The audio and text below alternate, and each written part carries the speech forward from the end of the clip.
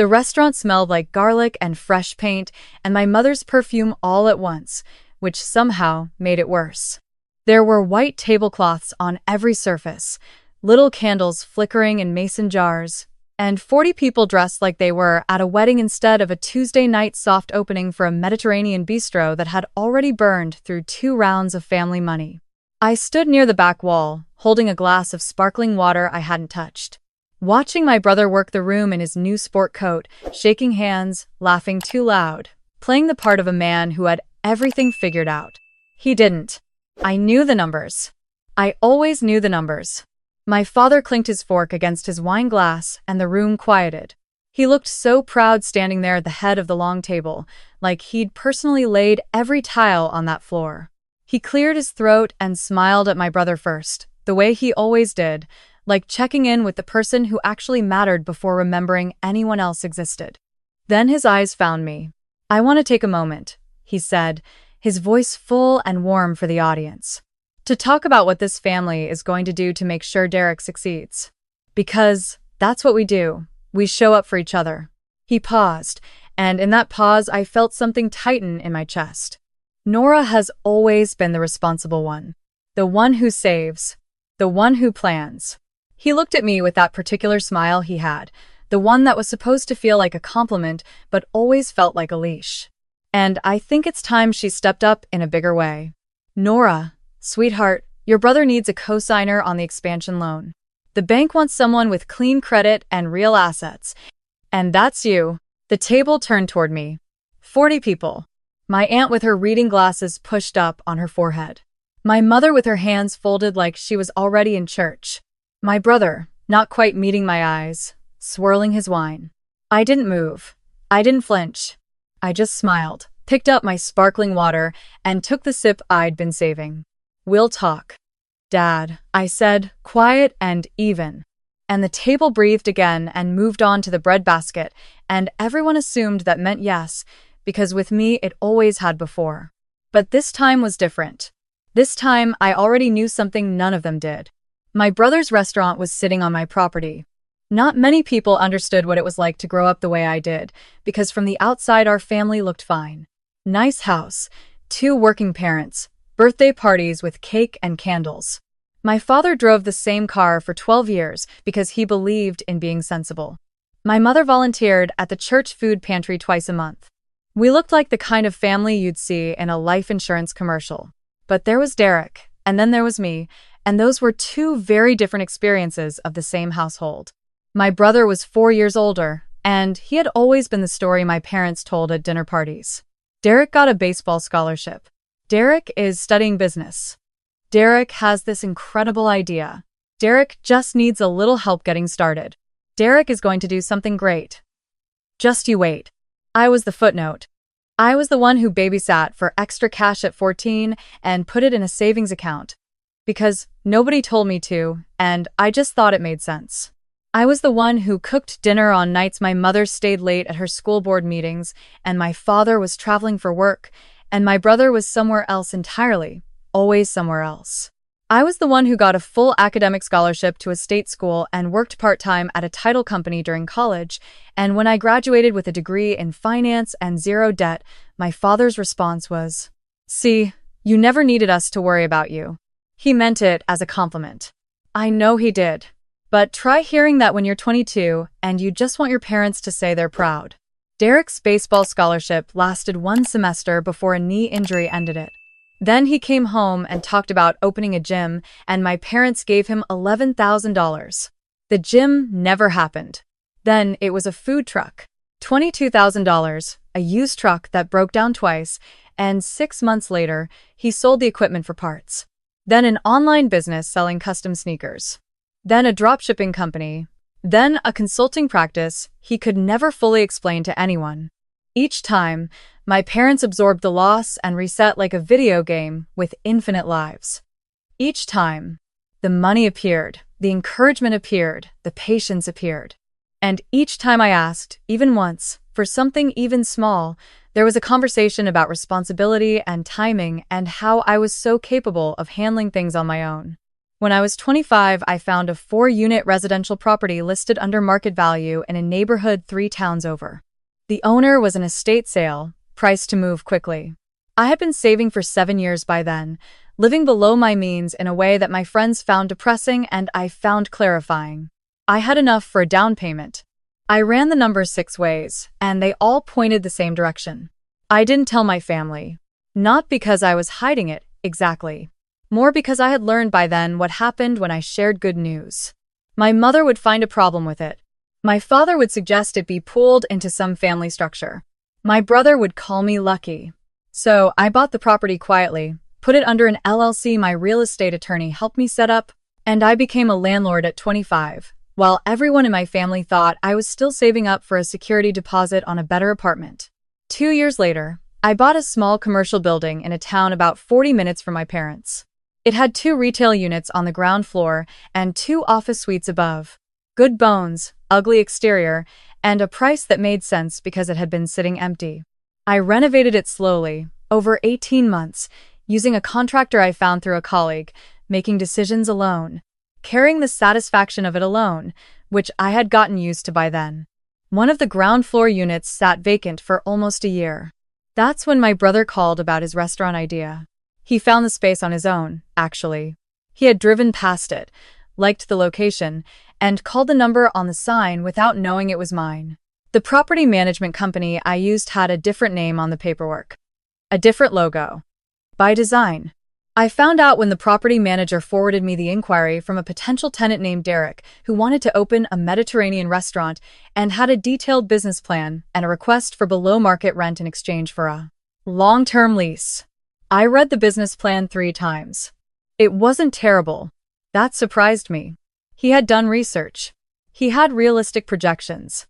At least on the surface. He had a chef lined up who actually had credentials. For the first time in watching my brother start things, I thought, maybe. So I approved the lease. Fair market rate, not discounted. Standard terms. Signed through my LLC. Derek signed as the tenant without knowing the landlord was his own sister. And I told myself I would let it play out, and if it worked I would eventually tell him, and if it didn't, at least I had a tenant paying rent. For 8 months, the restaurant prep consumed him. For the first time, I could remember, my brother was working. Really working. Arriving early, staying late, tiling the floor himself on weekends to save money. My parents drove down twice to help him paint. My mother refinished the bar top with her own hands. I watched all of this from a distance and felt something complicated, something between hope and the learned caution of someone who has been disappointed in the same specific way many times before. The opening was scheduled for a Tuesday in March. 3 weeks before that, my father sat me down at my parents' kitchen table and told me the bank had approved Derek's expansion loan in principle, contingent on a cosigner with sufficient assets and credit. He explained it the way he always explained these things, like it was obvious and logical, and the only reasonable conclusion any sensible person could reach. Of course I would do this. Of course, I would put my name and my credit and my carefully built financial life behind my brother's 4th attempt at a business, because family meant showing up for each other. Your credit score is excellent, my father said. Derek told me. He looked it up somehow. He looked up my credit score. He has a contact at the bank. It wasn't a big deal. The point is you're perfectly positioned to help him. I looked at my mother. She was looking at the table. How much is the loan? I asked. $240,000. For the kitchen expansion and the outdoor seating structure. I was quiet for a moment. $240,000, co-signed by me, for a restaurant that had not yet served a single customer. Let me think about it, I said. My father smiled. I knew you'd come through. I hadn't said yes. I had said I'd think about it. But he had already moved on in his mind, already written me into the story the way he always did, as the reliable one. The one you could count on to absorb whatever the family needed without requiring much in return. I drove home that night and called my attorney. Not about the cosign. I already knew my answer to that. I called her about something else entirely.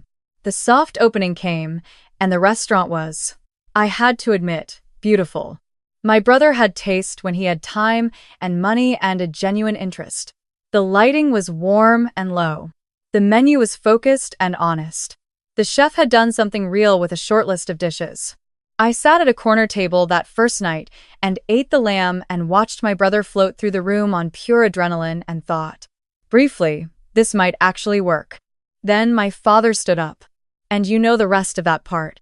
After the dinner ended and the guests filtered out, my brother found me by the door helping stack napkins because I am always the one stacking napkins.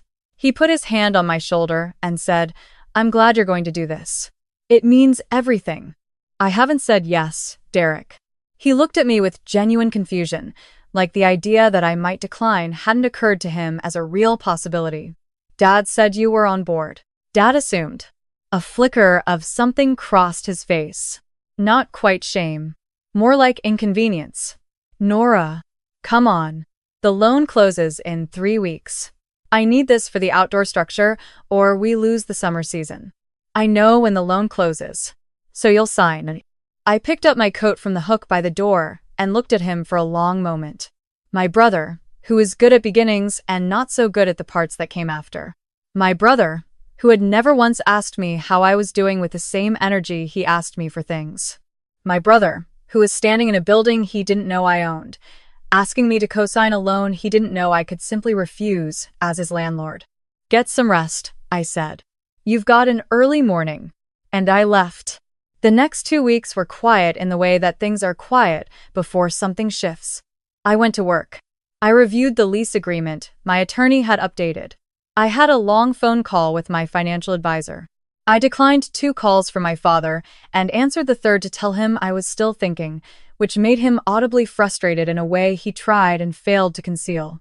My mother texted me a photo of Derek and his chef at the prep station with the caption, "He is working so hard. I hope you can help him." I didn't respond. What I was actually doing in those 2 weeks was making sure everything was exactly right. The lease, the notice procedures, the financial separation. I wanted clean lines. I wanted nothing that could be misread or challenged. My attorney reviewed the documents twice and told me I was one of her more prepared clients, which I took as the highest possible compliment. On a Thursday morning, 11 days after the soft opening, a formal letter went out from my property management company to the tenant at the commercial address. It was a notice of lease review. Specifically, it flagged a clause in the original agreement that restricted subletting and structural modification without written landlord approval. The outdoor expansion structure Derek had already begun planning, the one the loan was supposed to fund, would constitute a structural modification.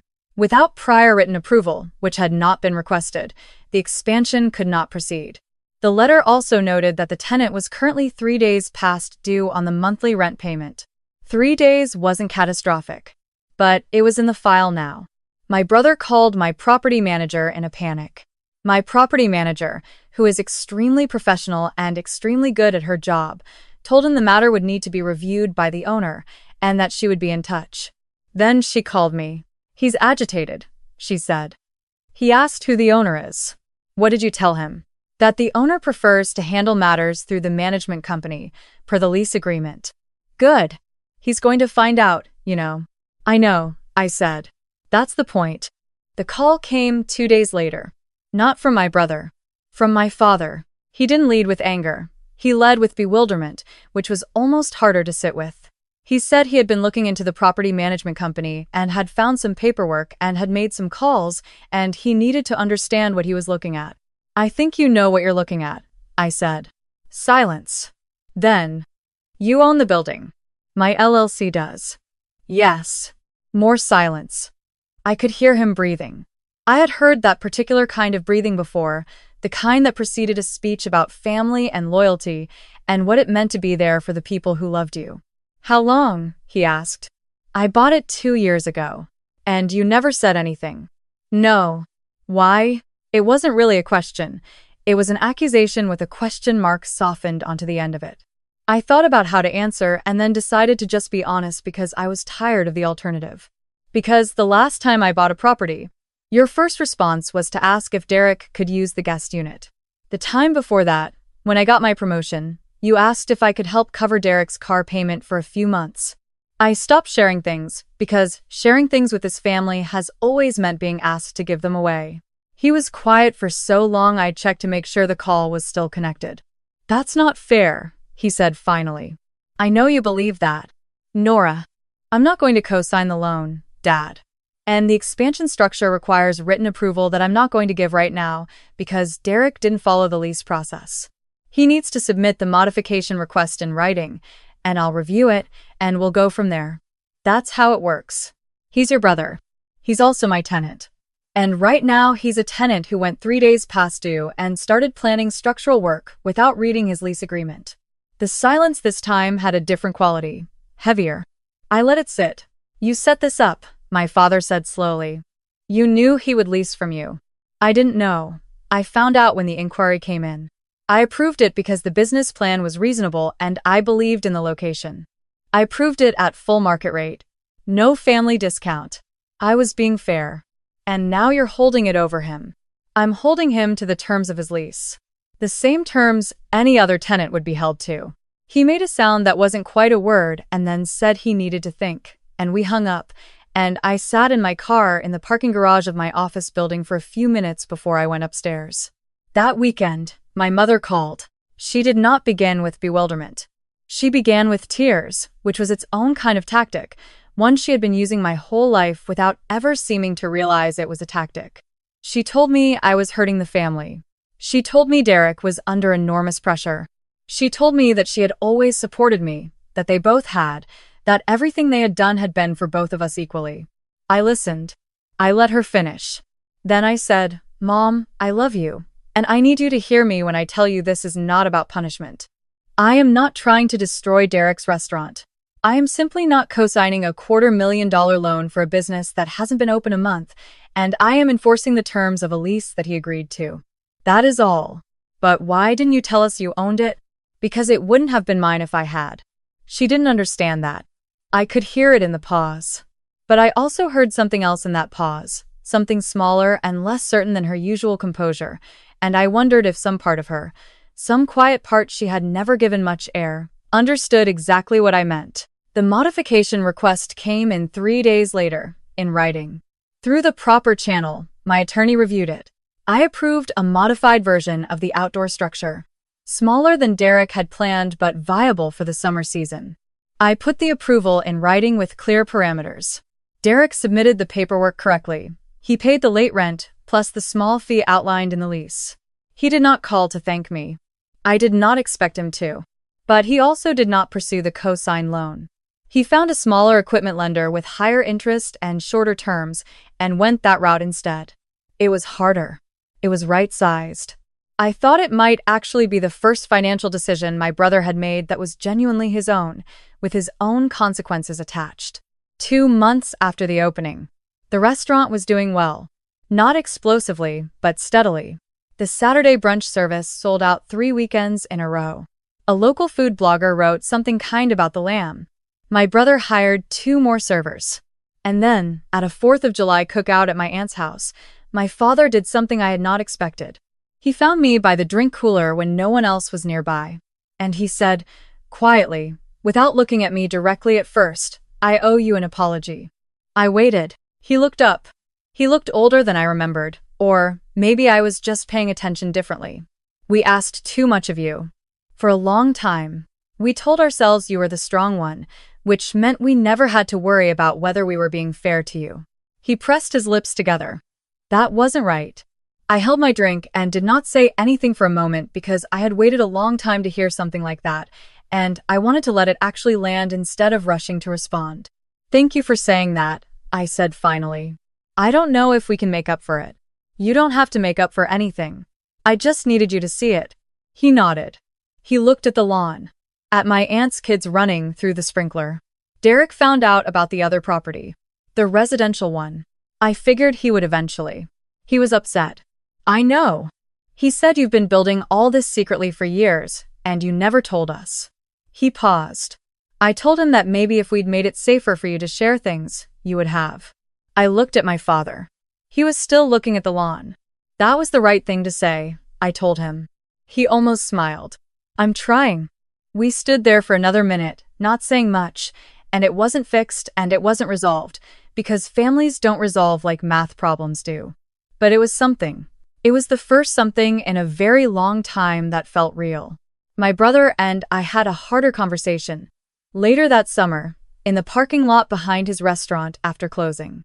He'd asked to talk, and I'd said yes. And we stood there in the warm August air with the kitchen exhaust fan going, and he told me he was angry that I'd let him lease from me without saying anything. I understand that, I said. You had leverage over me this whole time, and you didn't tell me. I had a tenant relationship with you. I treated you like any other tenant. I gave you no special advantages, and I didn't sabotage you either. I approved the modification. I could have said no, but you knew.